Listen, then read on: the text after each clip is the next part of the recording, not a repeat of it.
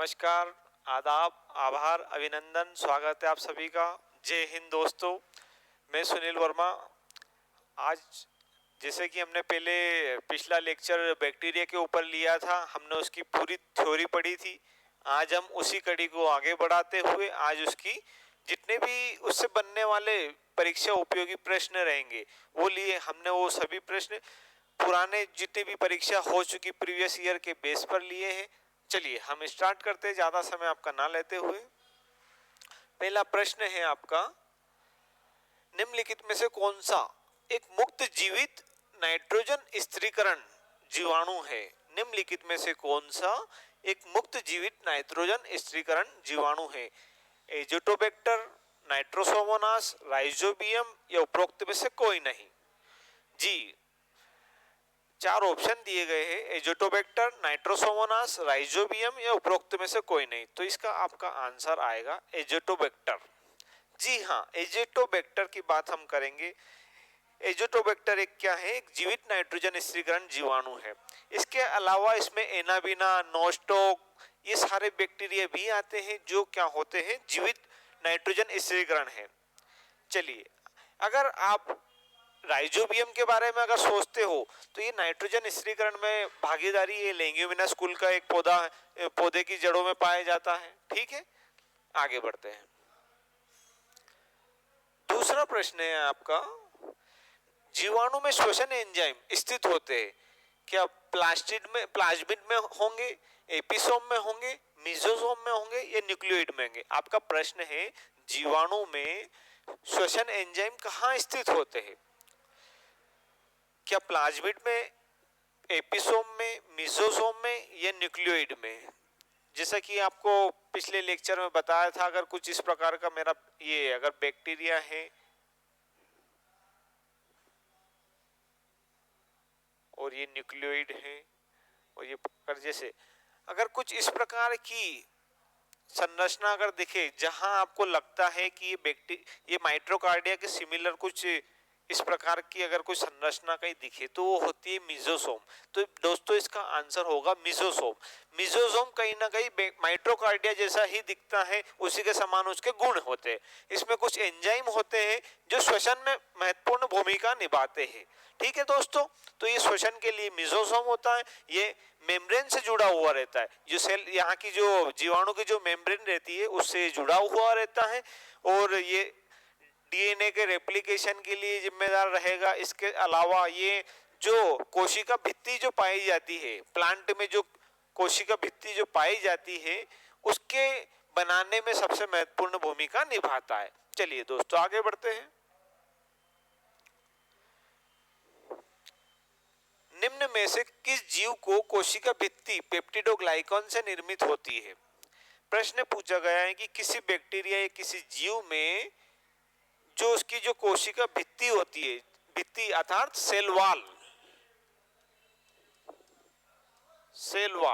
किसकी बनी होती है? तो ये इसने बताया पेप्टिडोग्लाइकिन। तो ये किस में पाई जाती है?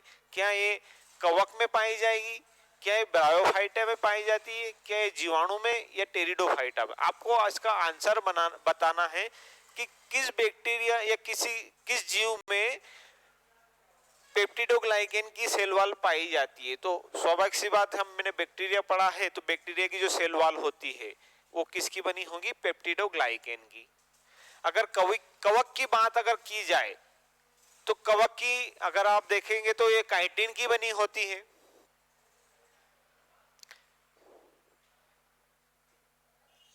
अच्छा प्रश्न आया है बेसिक कॉन्सेप्ट के आधार पर कि ग्राम धनात्मक जो ग्राम पॉजिटिव जो बैक्टीरिया रहते हैं, ग्राम पॉजिटिव जो बैक्टीरिया है उसके क्या क्या सिमिलर ये उसके क्या क्या लक्षण होने चाहिए?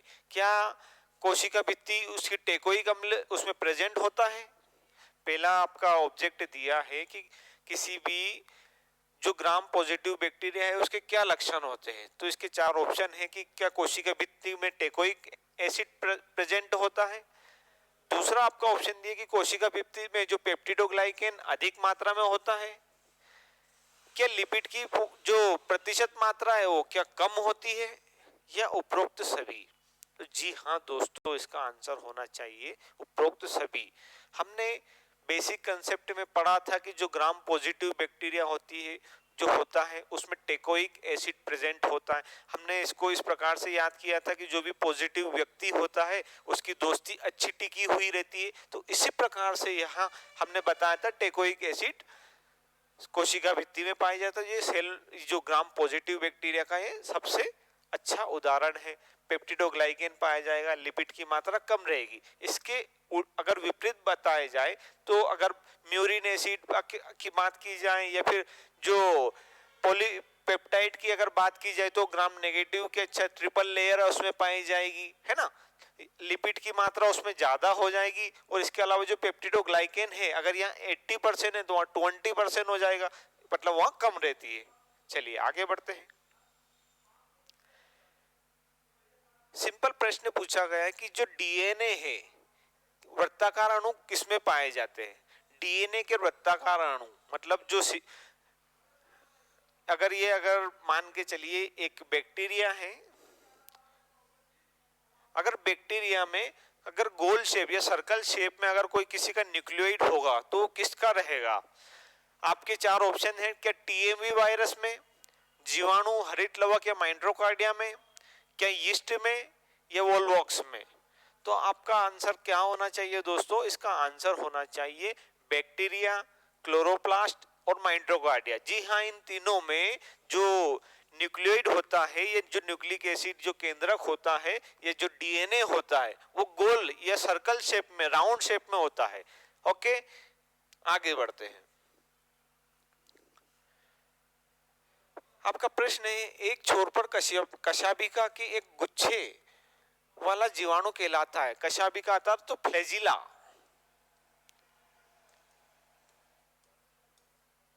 हमने आकार या फ्लैजिला के आधार पर भी बैक्टीरिया को पढ़ा है, तो आप आसानी से इसको बता सकते कि एक छोर पर, अर्थात इस प्रकार का बैक्टीरिया मैं बना देता हूं, एक छोर पर कशाभिका का एक गुच्छा, मतलब ऐसे बहुत सारे कशाभिका या जो फ्लैजिला एक साइड पाए जाएंगे, तो उसे क्या नाम दिया जाएगा। क्या उसे मोनोट्राइकस दिया जाएगा, क्या उसे लोफोट्राइकस, एम्फीट्राइकस या पेरीट्राइकस। तो इसका आंसर क्या होना चाहिए दोस्तों, तो इसका आंसर होना चाहिए लोफोट्राइकस। जी हाँ, लोफोट्राइकस। आप इसको कैसे, हमने पिछले वीडियो में बताया भी था कि जिसके अगर माना जाए कि किसी कोई व्यक्ति है लोफर शूज पहनता है, तो लोफर में कुछ नई डिजाइन चलती है कि जैसे आपका ये शूज है ना, ये कुछ इस प्रकार का शूज है, अगर उसमें बहुत सारी डिजाइन में ऐसे रहता है ना, एक गुच्छे लायक संरचना रहती है इस प्रकार की, तो ये लोफर, तो लोफोट्राइकस हमें याद करना है, कैसे भी हम याद कर सकते। तो शूज में अगर आपका अगर कोई सी डिजाइन एक दी हुई रहती है तो वो बोलेंगे लोफोट्राइकस। ये तो ठीक है। अगर मोनोट्राइकस की बात की जाए तो मोनोट्राइकस में क्या है कि जो एक बैक्टीरिया है उसमें सिर्फ एक कशाभिका पाई जाए तो उसे मोनोट्राइकस बोलेंगे। ये मोनोट्राइकस हो गया, ये लोफोट्राइकस हो गया। अगर आपसे पूछा जाए एम्फीट्राइकस किसे बोलेंगे, तो एम्फीट्राइकस का भी कल दोस्तों मैंने एक उदाहरण दिया था कि अगर ये मेरा बैक्टीरिया है, अगर एक इस साइड से कशाभिका है, एक इस साइड से कशाभिका है, तो उसे मैं बोलूंगा एम्फीट्राइकस। मैंने एक अच्छा उदाहरण भी दिया था जिससे आपको बहुत हंसी भी आई थी कि मेरा एक दोस्त था, उसने एमफिल किया था, लेकिन मैंने उसको बहुत मना किया कि दोस्त एमफिल मत करो, एमफिल हो सकती है तो कुछ सालों में बंद हो जाएगी, लेकिन वो नहीं माने और उन्होंने एमफिल कर ली। अब एमफिल की नहीं, उससे पहले ही नई शिक्षा नीति 2020 आ गई। अब नई शिक्षा नीति ने एमफिल को निरस्त कर दिया। अब उसकी स्थिति कैसी हुई, इस प्रकार की, ना ये इधर जा सकता है या ना इधर जा सकता, तो इसे बोलेंगे एम्फीट्राइकस। इसी प्रकार से ये तो अकेला व्यक्ति था तो एम्फीट्राइकस बोल दिया, अब उसके साथ में उसके और सहपाठी भी थे जिन्होंने भी एमफिल की थी, अब उनकी भी इसी प्रकार से स्थिति, तो हम उसको अगर बहुवचन में बोलेंगे तो एम्फीफाइलोट्राइकस बोल सकते, मतलब दोनों साइड गुच्छे अगर होंगे कशाभिका के तो उसे बोलेंगे एम्फीफाइलोट्राइकस। ओके दोस्तों, अगर एक और अगर आपसे पूछ लिया जाए कि पेरीट्राइकस किसे बोलेंगे, अर्थात बहुत सारे कशाभिका पूरे शरीर में पाए जाएंगे तो उसे पेरीट्राइकस बोलेंगे। जैसे ई कोलाई का जो बैक्टीरिया है वो पेरीट्राइकस का उदाहरण है। अगर पूछा जाए कि कशाभिका प्रेजेंट ही ना हो, एब्सेंट हो, तो उसे बोलेंगे एट्राइकस। क्लियर है दोस्तों, आगे बढ़ते हैं। हाँ, निम्नलिखित में से कौन सा सल्फर बैक्टीरिया है। कौन सा सल्फर बैक्टीरिया, क्या नाइट्रोसोमोनास है, क्लोस्ट्रीडियम है, एजिटोबैक्टर है या बेगिया टोवा है? आपको इसका आंसर बताना है कि निम्नलिखित में से कौन सा सल्फर बैक्टीरिया है। तो सल्फर बैक्टीरिया आपको देखने में मिल जाएगा कि ये बेगिया टाओ एक सल्फर बैक्टीरिया होता है ना। अगर आप क्लोस्ट्रीडियम की बात की जाए तो क्लोस्ट्रीडियम टिटेनी, जिससे टिटेनस होता है, एजिटोबैक्टर एक ग्राम पॉजिटिव बैक्टीरिया है, नाइट्रोसोमोनास एक ग्राम नेगेटिव बैक्टीरिया है। अभी मैंने इसका आंसर ले ही दिया, चलो फिर भी रिपीट हो गया, आप पढ़ लीजिए। टिटेनस रोग किससे उत्पन्न होता है? अभी मैंने बता भी दिया, क्लोस्ट्रीडियम टिटेनी से टिटेनस रोग उत्पन्न होता है। ओके, हाँ, इसमें एक अच्छी बात बता देते हैं कि जब किसी लोहे के संपर्क में अगर हमारा कहीं से ब्लड आ जाता है, जैसे किसी धारदार चीज से मुझे कहीं की जगह कट लग गया है ना, तो वहां अगर लोहे के माध्यम से लगा तो मुझे टिटेनस का इंजेक्शन लेना चाहिए। अगर मैं टिटेनस का इंजेक्शन नहीं लूंगा तो कभी कभी एक रोग हो जाता है, उसे बोलते हैं टिटेनस, है ना। तो ये किससे होता है? क्लोस्ट्रीडियम टिटेनी से। इसमें क्या होता है कि धनुष के आकार की जो संरचना से अपना शरीर झुक जाता है, इसे बोलेंगे टिटेनस। ओके, आगे बढ़ते हैं। निम्नलिखित में से कौन सा जीवाणु जनित रोग है? आपको चार ऑप्शन दिए हैं, चेचक, रेबीज, तपेदिक और खसरा। आपका आंसर क्या होना चाहिए दोस्तों? चेचक, रेबीज, तपेदिक और खसरा। अगर आपने ये लेक्चर इससे पहले का देखा भी तो आप आराम से लगा सकोगे। तपेदिक माइक्रोबैक्टीरियम ट्यूबरक्लोसिस, जिससे टीबी होता है, एक एरोबिक बैक्टीरिया होता है जो ऑक्सीजन में ही प्रेजेंट होता है, अगर उसको ऑक्सीजन नहीं मिले तो वो मर जाता है, तो तपेदिक। इसके अलावा जो बाकी सभी ऑप्शन दिए ये सभी वायरस है दोस्तों। हाँ, श्रृंखला का नया क्वेश्चन है, ऑटोक्लेव का उपयोग कहाँ किया जाता है ना? क्या संरोपण में किया जाता है, या रोगाणुनाशन में किया जाता है, पृथक्करण में किया जाता है, पहचान के लिए किया जाता है? अच्छा प्रश्न है। ऑटोक्लेव जो माइक्रोबायोलॉजी से संबंधित होंगे या फिर जिन्होंने लैब में काम किया वो आराम से लगा सकते हैं कि जो ऑटोक्लेव है वो रोगाणुनाशन के रूप में कार्य आता है ना। मतलब स्टीम अंडर प्रेशर, जो हमारे आजकल घर में कुकर के रूप में भी यूज होता है ना, दाल बनाने के लिए स्टीम अंडर प्रेशर के रूप में रोगाणुनाशन के रूप में कार्य होता है, तो ये ऑटोक्लेव करता है।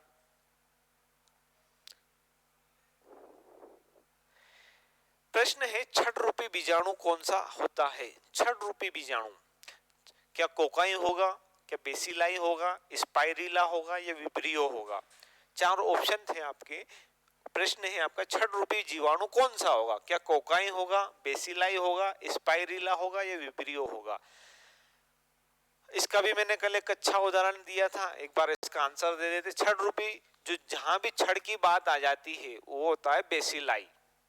उदाहरण मैंने बहुत अच्छा दिया था, जब हम छोटे थे, जब स्कूल में पढ़ते थे तो पिटाई होती थी हमारी, तो उस समय और अभी भी एक बेसिलाई जो बासमती की जो डंडी होती है ना, वो चलती थी। तो आचार्य जी हमारे लिए क्या मंगाते थे? बासमती की एक रोड शेप डंडी, है ना। मॉनिटर सबसे पहले लेके आ जाता था, है ना। तो हमारे टीचर उसे शॉर्ट फॉर्म में बोलते थे, बेसी कोई लेके आया क्या? बेसिलाई मतलब बेसिलाई, है ना, एक छड़ लेके आना, किसी को क्या बोले। अब दोस्तों वो जो बासमती की जो रोड थी वो थी तो हरी, लेकिन हमें लाल कर देती थी दोस्तों, है ना। तो इस प्रकार से याद रखना कि जो बेसिलाई होते हैं वो छड़ के रूप में होते हैं। चलिए, मजाक मजाक में आपका पढ़ना भी हो गया। एक प्रश्न है, प्लाज्मिड क्या होता है? क्या जीवाणु में अनिवार्य आनुवांशिक पदार्थ होता है? क्या जीवाणु में अतिरिक्त गुणसूत्री आनुवांशिक पदार्थ होता है? क्या विषाणु का प्रोटीन युक्त भाग होता है? क्या विषाणु का नाभिकीय भाग होता है? चार ऑप्शन दिए आपके कि प्लाज्मिड क्या है। एक आपको डायग्राम के माध्यम से बता देता हूं।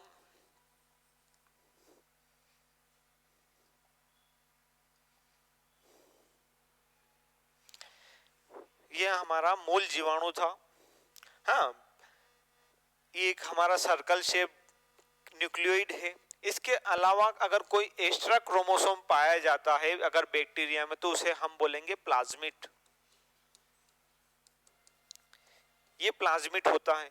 ये क्या होता है? एक्स्ट्रा क्रोमोसोम होता है। है ना, बहुत ही इंपॉर्टेंट है, जो जेनेटिक इंजीनियर में सबसे ज्यादा इसका यूज किया जाता है। अगर आपसे पूछा जाए कि जो एंडोप्लाज्मिक रेटिकुलम फर्स्ट कौन सा, तो Hind first first endoplasmic reticulum, जिसे हम सॉरी इसको हम बोल सकते हैं एक वेक्टर, है ना। आगे देखते हैं कि निम्नलिखित में से कौन सा एक आहार रहित जीव विष है। आहार रहित जीव विष, क्या टिटेनस जीव विष है, क्या बोट्युलिनम जीव विष है, क्या हैजा जीव विष है, या डिप्थीरिया जीव विष है। आपका प्रश्न है दोस्तों, निम्नलिखित में से कौन सा एक आहार रहित जीव विष है। टिटेनस, बोट्युलिनम, हैजा या डिप्थीरिया। ये भी कहीं ना कहीं आपका भी प्रश्न में आया भी था, मैंने इसको थ्योरी में भी समझाया है। बोट्युलिनम, क्लोस्ट्रीडियम टिटिनम या क्लोस्ट्रीडियम बोट्युलिनम, क्लोस्ट्रीडियम बोट्युलिनम, एक एनारोबिक बैक्टीरिया है दोस्तों। क्या है? एक एनारोबिक बैक्टीरिया है जो डिब्बाबंद खाद्य पदार्थ में फूड टॉक्सिक के रूप में पाया जाता है ना। इससे हमें बहुत सारी बीमारियां हो सकती है। तो ये क्या है? आहार वही जीव विष है, बोट्युलिनम। चलिए और आगे बढ़ते हैं। वह प्रक्रिया जहां बैक्टीरिया के जीन दाता से ग्राही की ओर सेक्स फैक्टर के रूप में स्थानांतरित होते हैं। ये भी बहुत अच्छे से आपको समझाया है कि वह प्रक्रिया जहां बैक्टीरिया के जीन दाता से ग्राही की ओर सेक्स फैक्टर के रूप में स्थानांतरित होते क्या कहलाते हैं। कुछ इस प्रकार की बात ये प्रश्न बोल रहा है कि एक डोनर, एक रेसिपिएंट, एक वहां प्रक्रिया जब एक बैक्टीरिया के जीन दाता से ग्राही की ओर एक सेक्स फैक्टर अर्थात पिलाई के रूप में स्थानांतरित होते हैं, है ना। यहां से ये इस प्रकार से इसके अंदर आ रहा है, तो इसे क्या बोलेंगे? तो दोस्तों, जब दो चीज आपस में कंजुगेट होती है, संयुग्मन होती है, तो उसे हम क्या बोलेंगे? कंजुगेशन। क्या बोलेंगे? कंजुगेशन। जिसे हिंदी में हम बोलेंगे संयुग्मन। क्या बोलेंगे? संयुग्मन। एडवर्ड टेटम और क्या नाम था उसका? एडवर्ड टेटम ने इसे सबसे पहले बताया था, ई कोलाई बैक्टीरिया में बताया था। एक प्रश्न आया है आपका, निम्नलिखित में से कौन सा एक ग्राम पॉजिटिव बैक्टीरिया है? क्या सुडोमोनास ग्राम पॉजिटिव बैक्टीरिया है, क्या एग्रोबैक्टीरियम है, क्या कॉर्नियोबैक्टीरियम है, या जेंथोमोनास है? सबसे अच्छा प्रश्न आया है दोस्तों, बहुत सरल है और इसी प्रकार के प्रश्न परीक्षा उपयोगी होते हैं। ये प्रश्न पूछे गए हैं, कहीं ना कहीं एग्जाम में आए हुए हैं, है ना। तो इसका आंसर मैं देना चाहूंगा कॉर्नियोबैक्टीरियम। ये क्या ग्राम पॉजिटिव बैक्टीरिया है। सुडोमोनास की तो हमने बहुत अच्छे से बात की थी, एक ग्राम नेगेटिव बैक्टीरिया होता है। ग्राम नेगेटिव के अलावा एक अपघटक कर्ता के रूप में, प्रदूषण को समाप्त करने के रूप में, है ना, प्रदूषण नियंत्रणकारी के रूप में सुडोमोनास होता है। हमने इसे बताया था कि ये फैकल्टेटिव एनारोबिक बैक्टीरिया होता है। क्या होता है? Facultative anaerobic. फैकल्टेटिव मतलब विकल्पी, अवायवी। इसका क्या मतलब है दोस्तों? मतलब इसके पास विकल्प होता है कि ये ऑक्सीजन ले या ऑक्सीजन नहीं ले। कैसे? हमने कल एक मस्ती में हमने पढ़ा था कि ब्रह्मा जी को इसको एक वरदान लेके आए हैं, कुछ बैक्टीरिया तो जो ऑक्सीजन भी ले सकते हैं, चाहे तो ऑक्सीजन ना भी ले सके तो भी जीवित रह सकते। तो इसी का हमने उदाहरण दिया। ये चीजें देखते हुए आनंद मोहन चक्रवर्ती ने पेट्रोलियम पदार्थ के रूप को समाप्त करने के लिए, अगर वो समुद्र में बीत जाते हैं तो उसको समाप्त करने के लिए सुडोमोनास की स्पीशीज या स्ट्रेन तैयार की थी। स्ट्रेन मतलब एक प्रजाति, स्पेशल प्रजाति मूल जीवाणु से प्राप्त की थी। तो सुडोमोनास अगर प्यूटिडा अगर आपसे कहीं पूछा जाए तो ये किसने खोजा गया था? आनंद मोहन चक्रवर्ती ने, है ना। ठीक है दोस्तों, इस प्रकार से आज की श्रृंखला का एक एमसीक्यू सेशन रहा था जो हमने बखूबी अच्छे से किया है। इसी प्रकार के और भी हम आपके लिए परीक्षा उपयोगी प्रश्न लाते रहेंगे।